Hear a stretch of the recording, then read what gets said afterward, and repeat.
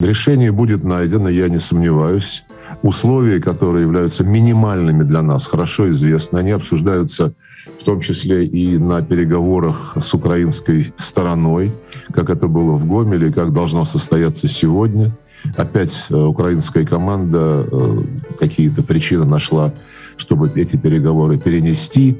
Ну, наверняка они получают указания из Вашингтона, у меня никаких сомнений нет, эта страна совершенно не самостоятельная. Но, тем не менее, должны состояться переговоры. И не позволим каким-то провокациям заставить нас выйти из равновесия, но если против нас начнут развязывать реальную войну, ну, это, наверное, должны думать об этом те, кто такие планы вынашивает, а они, на мой взгляд, вынашиваются. Вопрос о том, как дальше жить Украине и кого выбирать для того, чтобы этой страной руководить, должен сам украинский народ. Вернее, все народы, живущие на многонациональной Украине.